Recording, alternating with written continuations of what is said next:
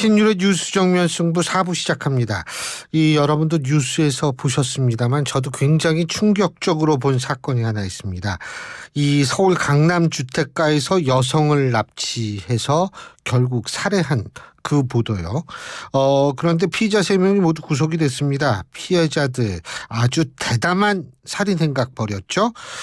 아파트 앞에서 40대 여성 A씨를 강제로 차에 태우고 그 이후에 이튿날 오전에 피해자를 살해하고 대전 대청댐 인근 야산에 시신을 안매장했다고 그러죠.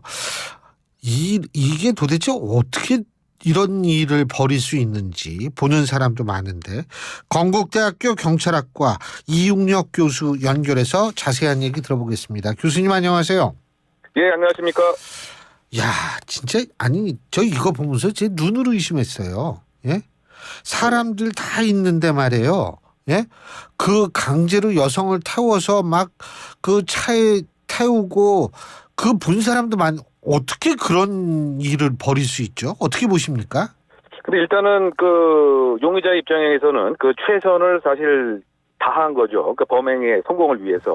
물론 이제 그 제한적 합리성이라고 하는 측면에서 예. 사실 CCTV가 있는 데서 어떻게 할 수 있느냐 또는 그 본인의 이름으로 렌트카를 빌리겠느냐라고 하지만 우리가 이제 그 문헌 등에 의하면 예. 이른바 이제 청부 살인이라고 하는 전제 아래서 예. 한 3가지 부류가 있습니다. 그 첫 번째 부류는 소위 말해서 완전한 신참, 그다음에 2번째는 아마추어형, 그다음에 3번째는 완전히 그 청부를 전문으로 하는 소위 그 직업 프로페셔널형인데 이번 예. 사안은 첫 번째 또는 이제 2번째에 해당되는 이제 그런 형태인 거죠. 그러니까 아마추어나 뭐 예. 어두운 곳에서 사각지대를 이용해서 접근을 했기 때문에 아마 그 경찰도 초기에는 영상이 잘 안 보인다라고 하는 이런 얘기를 하지 않았습니까? 다만 우리가 그 생각할 때는 CCTV가 사실 뭐 100개, 200개가 있는데 어떻게 그렇게 과감하게 할 수 있겠느냐라고 하는 의심을 가질 수도 있지만 큰 틀에서 보게 되면 다른 과거의 범죄 사례도 이런 것은 상당한 부족한 점이 있는데 왜 이렇게 했을까? 하지만 범죄자 입장에서는 나름대로 나쁜 의미에서 최선을 다한 뭐 그런 형태를 평가합니다. 사이코패스의 가능성은 없나요? 그래서 이거는 그 심리적인 하대 문제보다는 예. 제가 생각할 때는 사회 총체적인 병리적인 모습이 그대로 투영된 사건이라고 생각됩니다. 돈 문제. 두 가지로 생각되는데요. 첫째는 이 가상화폐라고 하는 소위 말해서 투자하면 많은 돈을 얻을 수 있다라고 하는 배금주의 사상이 사실상 어느 정도 묻어나 있는 면이 있고요. 또 2번째는 결국은 3,600만 원 또는 자동차를 주겠다라고 하는 경제적 돈의 이익 위해서 끔찍한 행위를 마다하지 않은 이런 또 그 금전지향적 2가지의 그 사회 병폐가 그대로 투영된 범죄가 아닌가 생각됩니다. 그렇군요. 그런데 어쨌든 이번 그 사건 전개 과정이 어제 SBS 뉴스 보도를 보니까 이 경찰이 수배 차량을 인지한 이후에도 조금 있다가 이게 수배가 떨어진 모양이에요. 네네. 그 점이 사실상 제일 안타깝고 경찰의 그 미흡한 점이 아닌가 생각됩니다. 물론 이제 그 결과론적으로 뭐 사후적으로 평가하는 문제이긴 합니다만 이른바 이 수배 차량 검색 시스템이라고 하는 그 와스라고 하는 시스템이 있습니다. 이것이 뭐냐면 소위 말해서 이 차량을 입력하게 되면 이동 경로가 CCTV에 자동적으로 포착이 돼서 어디에 가고 있다라고 하는 것 자체를 112 지령실 등에서 감지를 할 수가 있습니다. 그러면 예상 도주로를 지구대 근무자에게 전파를 해서 목 배치를 한다든가 또는 추적을 한다든가 이런 것이 가능한 거죠. 그렇다고 본다면 지금 그 새벽 12시부터 1시 사이에 지금 그 강남 지역에서 지방 쪽으로 경기도 지역으로 사라졌으면 바로 이 와스 시스템을 작동을 해서 경기청 또 충남청 뭐 충북청 등에 전파를 했으면 사실 그 6시간 지나기 전에 어느 시점에서 2시간 지나든 3시간 지나든 추적을 통해서 이런 끔찍한 불상사를 사전에 막을 수 있는데 왜 이런 테크놀로지가 있음에도 불구하고 작동을 못하게 됐는지 결국은 초동 판단이 잘못되었다. 그리고 연계된 기술이 있는 테크놀로지를 활용하지 못했다. 예. 이 점은 상당히 좀 사후론적이긴 하지만 비난 가능성이 큰 부분으로 생각됩니다. 근데 뭐 지금 어쨌든 이 피해자를 살해하는 과정에서 뭐 수면제를 쓴 모양이죠. 지금 이제 그 부분이 이제 그 정밀 부검을 해봐야 될 것으로 생각이 되는데요. 예. 일단 그 국과수에서 입장은 일단은 두 가지인 것 같습니다. 일단 사인은 질식사로 의심이 되는데 예.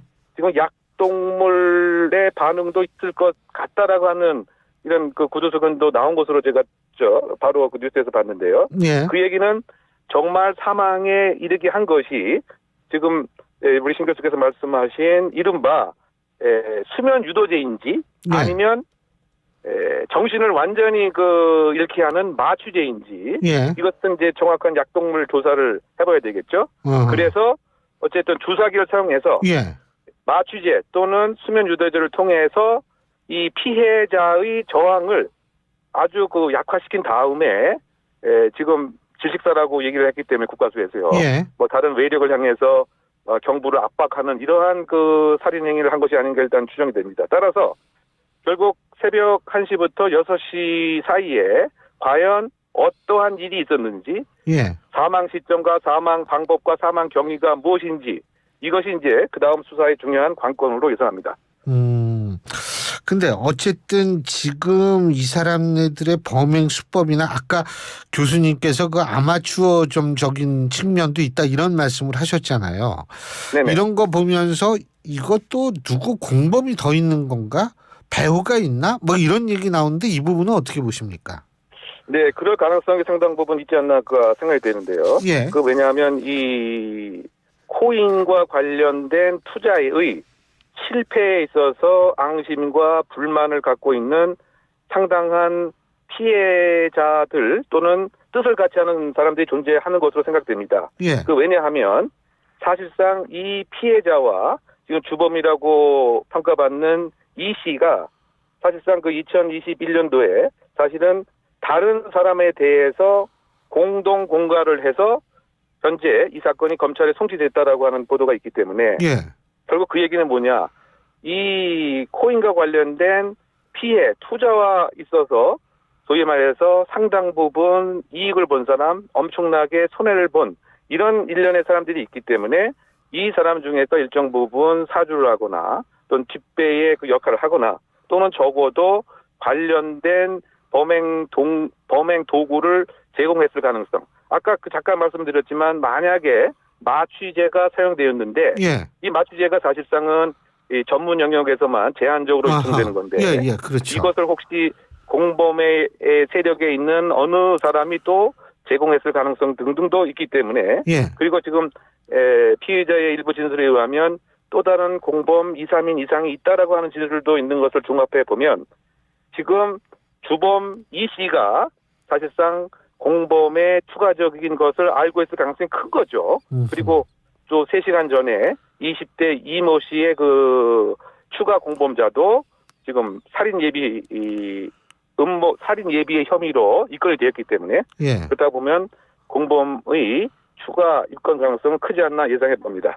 교수님, 제가 제대로 알고 있는지 모르겠지만 이 잡혀간 범인들 말이에요. 네네. 뭐 묵비권 행사하고 있습니까 지금?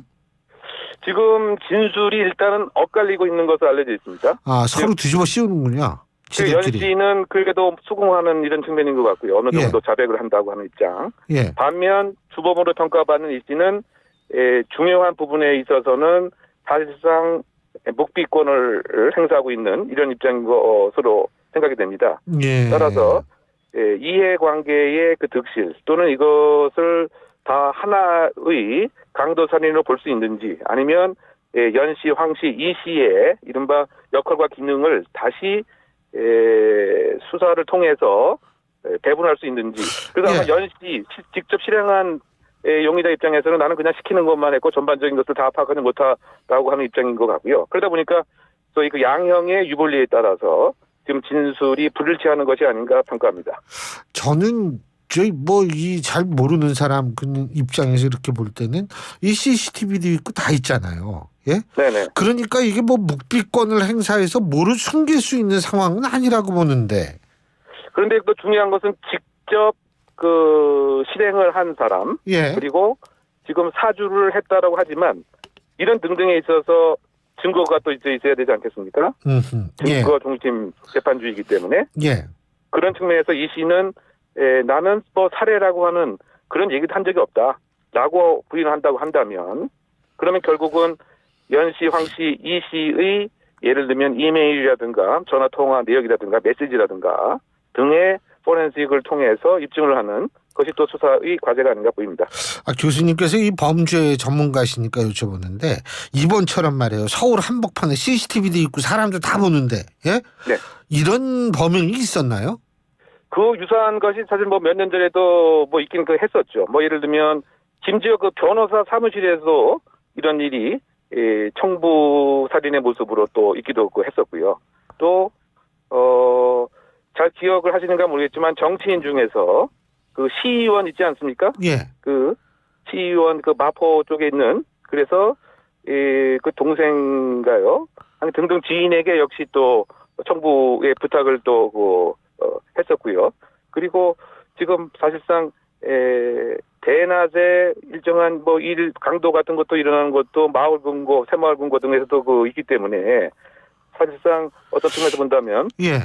돈에 의해서 결국은 도덕성과 또 본인의 과감성 또 이렇게 하면 내가 걸리지 않을 수 있다라고 하는 왜곡된 또 자신감도 이와 같은 이 청부적 일들을 하는 경우가 많이 있습니다. 또 이 과거에는 이른바 흥신소라고 하는 이러한 쪽에서도 이와 유사한 강력 범죄를 행했던 경우도 기억합니다. 근데 이게 되게 불안한데 말이에요. 이렇게 결국은 우리 시민들이 합심을 해서 이런 사람을 막아야 되겠군요.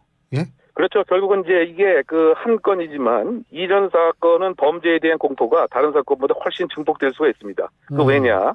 이른바 그 사회적 또 신체적 약자라고 하는 여성이 서울 한복판에서 강제적으로 납치됐을 뿐만이 아니고 끔찍한 사망이라고 하는 결과가 생기기 때문에 그 범죄에 대한 공포가 상당히 증폭될 수가 있기 때문에 경찰의 그 입장에서는 그 수사 못지않게 이런 그 지역사회에 대한 안전감에 대한 심리적 서비스의 제공 이것도 동시에 이루어질 필요가 있지 않나 보입니다. 이 범인들 신상 공개에 대해서 어떻게 되는 겁니까 이거?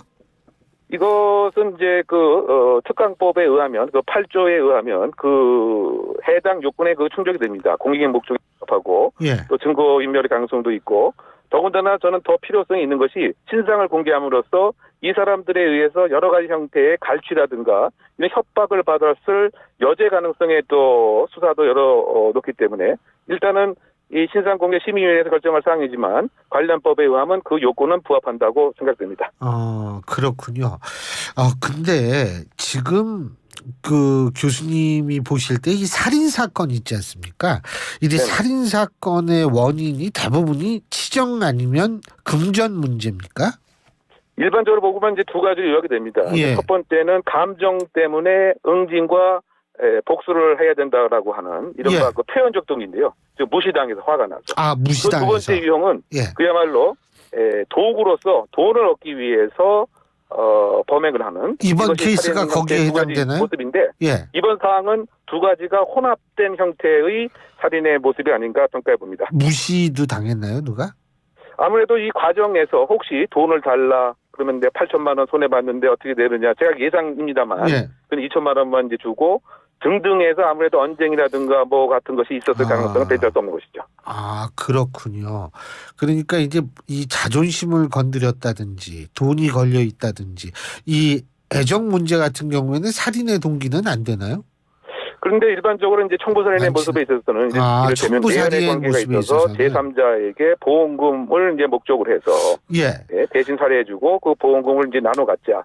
사실상 이런 형태의 청부살인의 모습도 많이 있었습니다만 이번 사안은 아직까지 뭐 그런 개인적인 뭐 감정이라든가 이성이 게재된 뭐 그런 것은 나타나 있지 않기 때문에 일단은 이 코인과 관련된 갈등과 여기서 생기는 갈취 또는 손해에 대한 빠른 회복 등등이 범행의 동기가 아닐까 추정해 봅니다. 알겠습니다. 예, 오늘 말씀 여기까지 듣겠습니다. 고맙습니다.